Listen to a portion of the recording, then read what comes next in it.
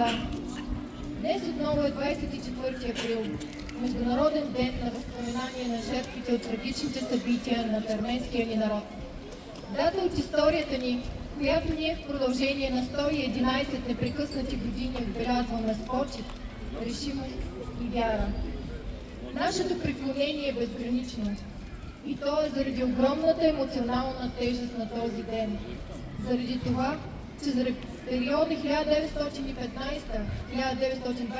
година милион и половина наши сънародници бяха изправени пред безпределна жестокост. Масови убийства, насилствени депортации, принудителна ислямизация и ефективни действия за изтриване на културното наследство. Целта е била една – създаване на еднонационална турска държава. Този процес по-късно е наречен от ООН, от Европейския парламент и от законодателните органи на десетки държави арменски геноцид. На днешния ден ние, потомците на оцелелите, заставаме един до друг и се обединяваме от решимостта да свидетелстваме, че историята не е и никога няма да бъде забравена. Черменски, Сович пълни, със сънища на засънувани до днес. Кой вашето безгрижие ще върне и вашата унижена чест? С лице към вас се гледа Арарат, загърбил своята мащеха родина, от нея побелял, но вечно млад, от нея лгал, една съдбовна крачка и това ще мине.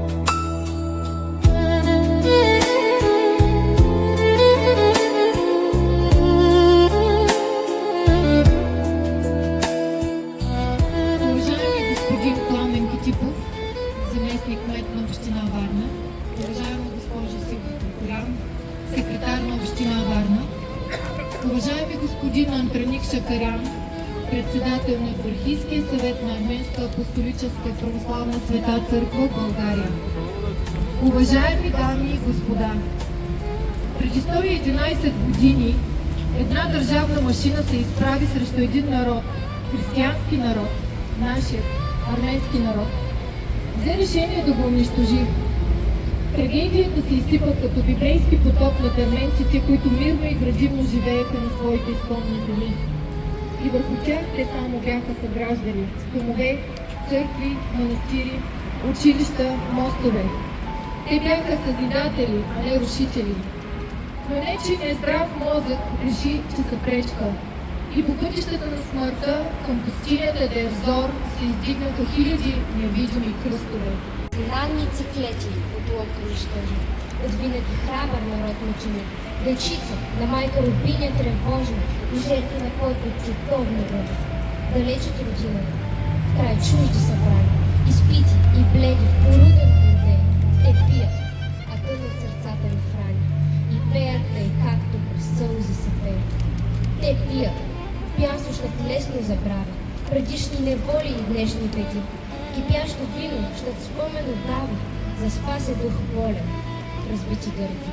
Глава ще натегне от нея тогава, изчезва ще майчин страдалчески лик и няма да чуват пяна забрава за помощ синовна в сегашния клик.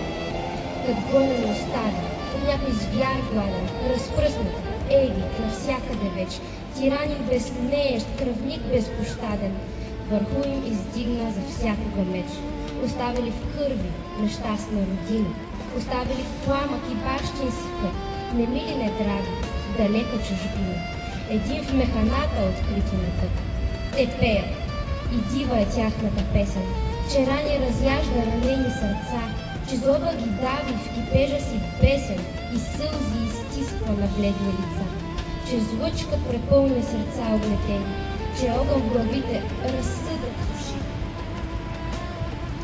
че молния свети в очи накърнени, че мъст кръвнишка жадува души, а зимната буря им сякаш пригласа, бучи и завива страхотно в нощта и вихром подема, издига, разнася бунтовната песен широко в света. Չված էր քո աչքը հայոց արդյունքներից եւ չվեցիր, ասես չեմ գա ես Հայաստան, մայա ինտել, եկեր, ավար, ինչպես եկեր, ավար, ամեն կրունկ, հայոց մոխիրը կաշքը թևերին եւ չվեցիր, թրջված էր քո աչքը հայոց արդյունքներից եւ չվեցիր, ասես չեմ գա ես Հայաստան, մայա ինտել, եկեր, ավար,